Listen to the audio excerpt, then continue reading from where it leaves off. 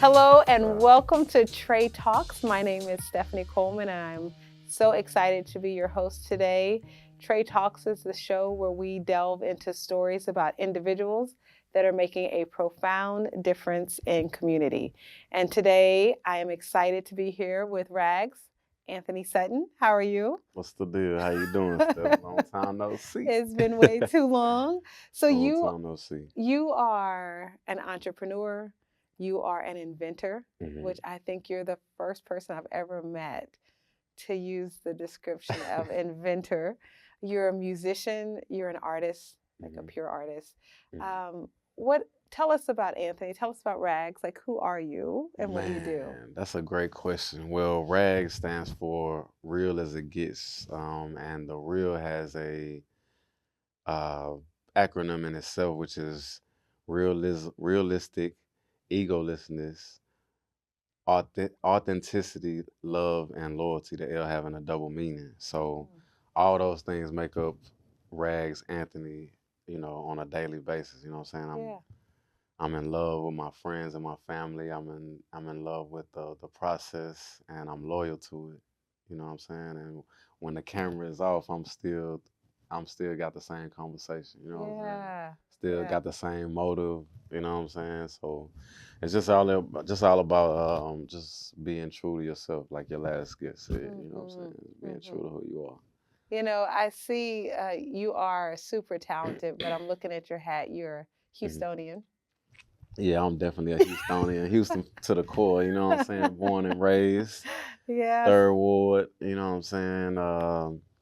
But I be all over, you know what I'm saying? I got love for everybody around the world. But yeah, I'm definitely born and raised in Houston and it's a different demographic, you know what I'm saying? The fourth largest city. Hmm. And it's a lot to cut through, Yeah. but we here, you know what I'm So saying? how does it feel to be from Houston? Like what is it about you that's pure Houston? What is it about Houston that's international that is also you? Um, what is it about Houston that's me? Everything. I mean, all the way from, just the the makeup, the Mm, hustle, you know what I'm mhm. saying, and just being able to adapt, and consciously want to grow with the community, you know what I'm Yeah. saying? So I'm big on like just community, and I'm out here like making sure these youngsters not going in the same direction that we was going when we were younger as knuckleheads, and it's a lot of temptation, but it's a lot of good. I often find myself just being thankful that I'm from Houston because it is so much opportunity. You know what I'm Hmm. saying? And I want the kids that don't know that there's opportunity to be able to. I just want to be able to put it in their face. So that's one of the things that I hustle for. And every day I'm outside in somebody's hood. Yeah. You know what I'm saying? Making sure that I'm talking to the people, almost like I'm running for president. Hmm. You know what I'm saying? But I'm really just running to make sure that people know that somebody gives a damn. Yeah. If it's not a lot of people, somebody actually gives a damn. So I got kids that call me for different stuff. Hey man, I need lunch money. I need a cell phone and blase blase. You know what I'm saying? And Yeah. that's what I'm kind of on. The village of Yeah. Houston. You know what I'm saying? It takes a village to raise a child, and just for us adults as well. Yeah. We need people to talk to. We do. We do. It's really exciting to be sitting here with you because I was introduced to you by chance through Joelle. Shout out to Yes, Joel, yeah, Joelle, owner of and Miss ICANN, Devetta. and Miss Devetta Daniels, who spoke. We had an opportunity to do some hmm things for the city, hmm but we needed hmm a voice that really resonated. Absolutely. And your performance as Rags, as the artist, was all over the radio, sort of galvanizing people to do better. Man. What does it feel like to know that as an artist, your words, your sound has that kind of power to really move people? It feels like one, I'm grateful. Two, it feels like a responsibility to be really good and really conscious of what you're saying. You know what I'm Mm, saying? Like knowing that people could be that all people are influenced by what you're saying. And like I was just telling somebody earlier, the guard at the front door. I was just telling her, she was telling me about, it always comes back to the youth, but she was just telling me about how one of the youngsters was hit his teacher and he got expelled, and he's only in like preschool. He's like 5 years old, you know what I'm saying? And one of the songs that the conversation led to me telling her about a song that I did based off of some penitentiary time that I did, based off a cellie that I had that was doing life, because instead of just taking the fight, he pulled out a gun, and that gun changed the trajectory of his life. And so he ended up getting life in jail. And so the moment that he was telling me about this incident that landed him in prison, I made the decision that I wanted to make some art dedicated to that situation. And I didn't know what it was going to be for, but I ended up doing it. And I ended up coming up with a song called Make You Laugh, Make You Cry. I hit it for this youngster. And the youngster, like, everybody I've spit the song for has like teared up or felt some type of emotion, because it's a true story. And you know, I've been blessed with the art of putting words together. So this kid was like, man, if I had heard that song, I would have never got locked up. You know what I'm saying? And so I want to say that moment right there was like, damn, like when I originally did this song, it was just so that I could, one, tell somebody else's story and be the voice for somebody that's never getting out of jail. And two, just so I could test my skills. But I never really thought about how impactful it could be. You know what I'm saying? Yeah. And so that changed the trajectory of why I do music and how I do music. So it's saying not just for the fans, but for the brands. You know what I'm saying? And I feel like one of the brands that I do music for, other than the ones that pay, is the school to prison pipeline. You know what I'm saying? So I make sure that when I'm spitting these bars, I let it be known, like, if I do talk about the streets, I'm not glorifying it. I'm just telling you what mistakes I made. You know what I'm saying? And how not to make them. Do you see a trend changing? It's hard because if music has that power, which it does, and art has that power, which it does, the music that gets played mainstream, do you feel it's doing more damage, or do you feel that the music that you're creating lives on other platforms, on phones, on other streaming? Is it countering it, or can it? Is it countering the popular music? Yeah. The more popular music? Yeah.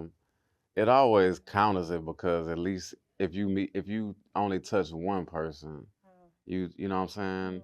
That one person could be the next mass shooter. You never know. It's a crazy world. Right. Or he could be the one that take out somebody that's close to me if I don't reach out to him. So it's always an impact.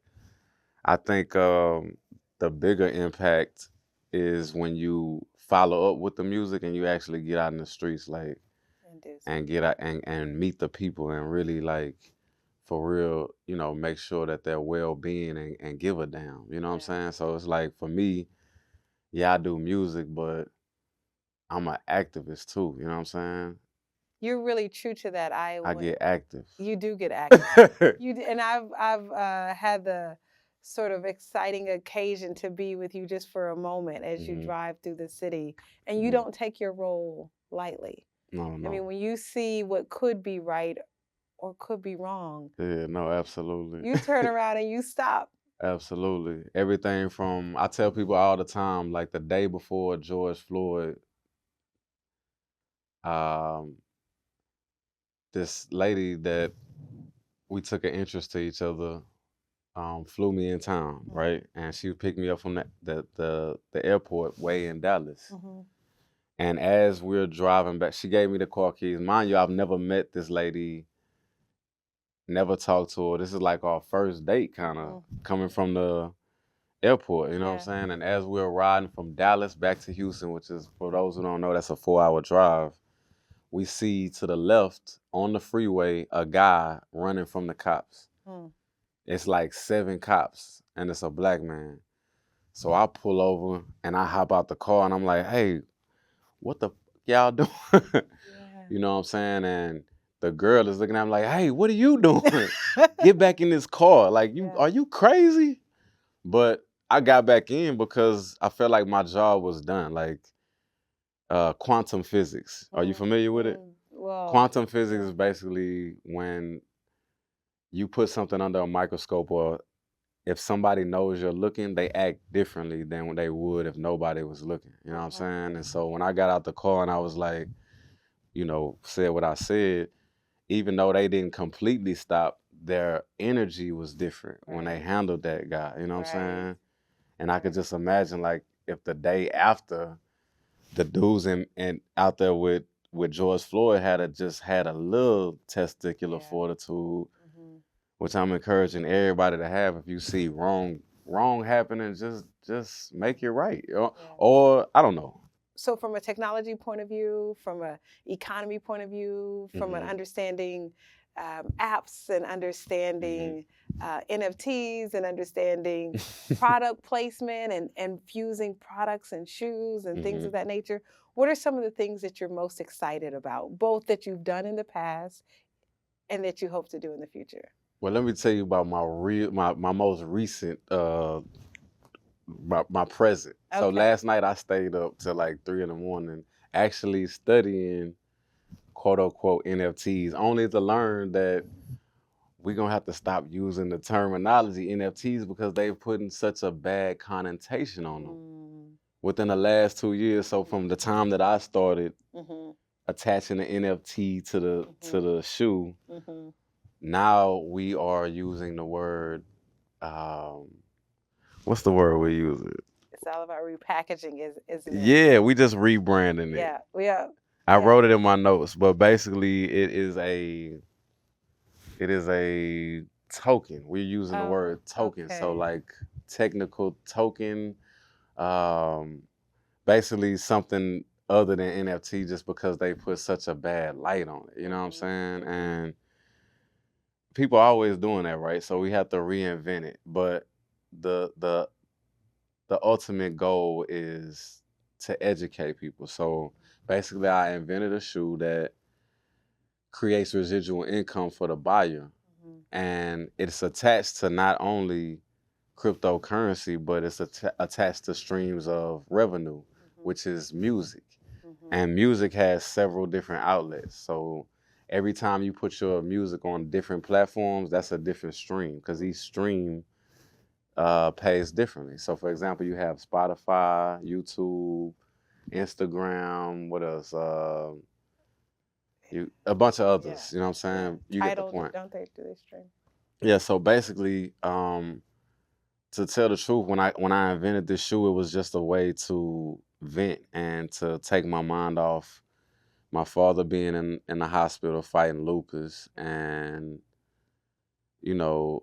I just wanted to take my mind off of that. I was going through a breakup also, you know what I'm saying? So I was really just in the house going in instead of going out, you know what I'm saying, and being creative. So when I was younger, I had this idea that I got from Jada Kiss, a Jada Kiss video where he had put the Gucci print on the Nike Air Force Ones. And back then, the East Coast and the South had not merged, and we weren't in the know like we are now because of the way that the internet is. And so nobody knows where I got this idea from. They just know I got Gucci on my Air Force One. You know what I'm saying? And my girlfriend at the time, she was like a really popular girl, and she had anything she wanted. Like, but for her to be like, damn, those are clean. Where did you get those? You know what I'm saying? Like, I made them. I had them made. Actually, Beyonce's aunt, and we're gonna come back to that. Beyonce's aunt is the first person who sold the stitch on there. You know what I'm saying? Anybody that knows that family, they have like a lot of ties in fashion. Her mom, even to this day, does a lot of her clothes. So she stitched it on there for me, and I wore it. That was my commercial. Me wearing it to school was my commercial. First year of college. And everybody is like, where did you get those shoes? So I started selling these shoes for like 100, 150 a piece. At the time, you could buy them for like 80. You could buy Forces for 80. My market was trash, right? Well, at that time, it was still bold to have created something to sell. Yeah, you know what I'm saying? But anyway, when I fast forward to years later, At that point, that was good money. yeah, no, it was good money. It was great money. Fast forward, I'm in the house and I can't go see my father because of reasons of COVID. So I'm in the house just trying to be creative and take my mind off it. And I saw a video where it talked about wealth basically.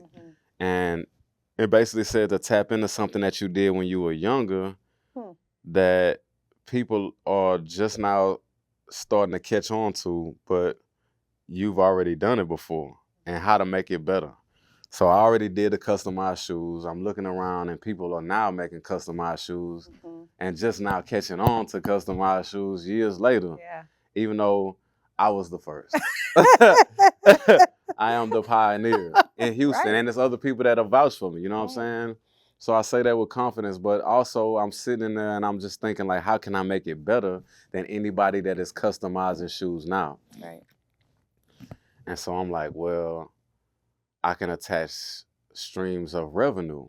You buy this shoe, you own a part of the song that the shoe is themed behind. You know what I'm Right. saying? So we started off with the I Am Blessed shoe, and you know, I went to the block party. I threw a I Am Blessed block party, which in turn today is now my give back, which I go into the schools and every Christmas I give away gifts, and we always trying to do more and And you give expand. away a lot of gifts. Man. You give away a lot of gifts. It's not. Now I do. Yeah. When I first started, I only had enough to do dollar store gifts.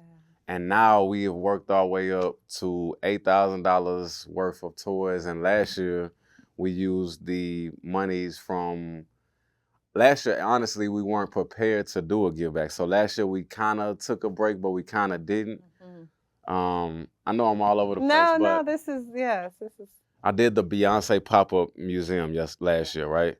And since I couldn't do my own give back, I took the money from that and I donated it to the Bay Good Foundation. That's wonderful. And, you know, I'm like, shit, if I can't do my own give back, let me give it to a Houstonian that I respect, that that is a hero in the city and help her foundation. So. Well, it's interesting because you do keep evolving, right? So Absolutely. you've sort of tapped into your core as an entrepreneur, as an innovator. You saw that you had an idea that some people give up on, and they say, well, no one bought it. But the idea of realizing, no, I was just ahead of my time. Yeah, right. I was too early for the people. Yeah. They hadn't even heard of the concept, right? Yeah. So now that you see that, you're like, they're just catching up to the idea. Even to say, which I'd love to sort of revisit, that now that you see that they're just catching up, like, what's your hope? What do you want to do from knowing that now you are a true innovator, knowing that you can create product that people not just want, but they want to buy, and that it does have impact? Like, what's your happy space with that? Man, my happy space with that is just to continue to do it and do it on a level that empowers the people that are directly around me. You know what I'm saying? Like Puma, I just saw Puma just bought their first NFTs in 2022. Yeah. And then you got Tiffany's. Right. Cartier just bought their first one last year. Yeah. NFT project. Yeah. Token. Token project. Yeah, you know what I'm saying? So it just lets me know that one, I am ahead of my time, and just to keep going, and even if they don't see it while I'm here, the people that matter, like the trade, to tell the story, you know what I'm saying? The narrative and control the narrative are the people that I need to make sure know my story, you know what I'm saying? My community, my direct community. You know what I'm saying? Because it's always going to be some outsider that thinks they know. Right. You know what I'm saying? And I feel like that's another form of strengthening your community. Right. We can keep a creative family that is committed to each other, as well as that protects from those who don't mean the tribe well. And that's what I'm hoping as you have those conversations as we grow, like how might all of us come together towards the common good? Mm-hmm. And as I think about what you're doing and what is good, Digital token. I'm sorry. digital token. Okay, we'll have to learn more about. I Yeah. went to New York to visit, and they had asked. I was buying something, Mm-hmm. and the gentleman had Cash App something, Okay. and then he had like all of these crypto type Mm-hmm. payment options. And Mm-hmm. I said, "Oh wow, like you're way ahead of the curve." Mm-hmm. And I said, "This is really coming," and he looked at me with such like intensity, and he said, "Coming, Mm-hmm. it's here." Mm-hmm. It's been here, right? So Mm-hmm. how do you take someone who knows the Mm-hmm. technology and cryptocurrency, whether we like the word or not, when you're tapping with your phone? Mm-hmm. When I had a nephew whose parent had passed and needed help adjusting, and he had never seen a paycheck Mm-hmm. because it's all automatic deposited. So he had never read what he was making, what they were taking, and I Mm-hmm. just thought that's really different. Even though it took a bad rap last year, Hmm. it is one of the safest ways to transfer money, and that's what we talked about. So if you when you buy this shoe and you're basically an investor. You know what I'm saying? This money goes back into the song and the promotion of the song, which you are benefiting off of. And the digital token, the way that the money is paid, it comes directly to you. You don't Okay. have to worry about, see, right now we have to worry about Visa, then the Right. person that sends the money from Visa. Like it's a whole process of people that we have to trust that we don't know. We The don't bank, know. y'all trust the bank? Right. For real, that y'all trust the bank. And it's interesting because If you know the system, like it's no way you trust in the bank, you know. even I remember when the interest rate went up on credit cards, Mhm. that it was all like 7%, it was Mhm. manageable. And overnight, they said, well, if you're late on one credit card, all the credit cards are going to go up. And people Mhm. woke up from 7% to 23%. Mhm. Like, how do you do that? Mhm. But if it's not yours, if it's not your system, if Yeah, it's their rule, they their can bank, do their that. money, You know what I'm saying? yeah. Yeah. And, Yeah. and you have to figure Yeah, out. this crypto, this blockchain is still the wave of the future. It's definitely like gonna be one of the safest ways to transfer money. You know what I'm Mm, saying? Because here is a basically a breakdown. Every time that you send through the blockchain, there's a breakdown that can tell you when this was mm, made, who owns it, who's not supposed to own it, and right. etc. Things that you can't dictate if somebody that you don't even know is sending Right. your money. You know what I'm Right. saying? Right. So, So as you think about like all that you are doing, hmm if you could describe yourself in 3 words, hmm what would they be? I am love. Like I'm in love. I'm in love with what I'm doing so Yeah. much that I can't be. I can only be distracted for so long. You know what I'm saying? Mm, Because there are distractions that come, mm-hmm. but they only taking me away for so long. You know what I'm saying? It's like, all right, back to the focus. It calls you back. So as you look at today hmm and the things that you're creating and you think of the future, hmm how do you want to be remembered? Oh, Right. that's great. Reliable. Mm, Somebody whose word means more to them than the fame. You know what I'm saying? Standing on my word. You know what I'm mm, saying? mm-hmm. Like when I was younger, my father taught me the importance of my word and following through with what it is that you say you're gonna do. Right. You know what I'm saying? And you've been following me for a long time, so the stuff, a lot of the stuff has come to fruition. Mm-hmm. You know what I'm saying? All the way down to to what wanted to build with the I Am Blessed Give Back to the people that I wanted to work with. Yes. You know what I'm saying? The Acons are coming into fruition. I stayed up watching Akon's next moves Yeah. yesterday and had the opportunity, of course, Yeah. to meet him and Yeah. possibly about to build the next Wakanda with him. You know what I'm Mm-hmm. saying? Yeah. He's really With this serious. shoe. You know what I'm Yeah. saying? This Yeah. shoe is that.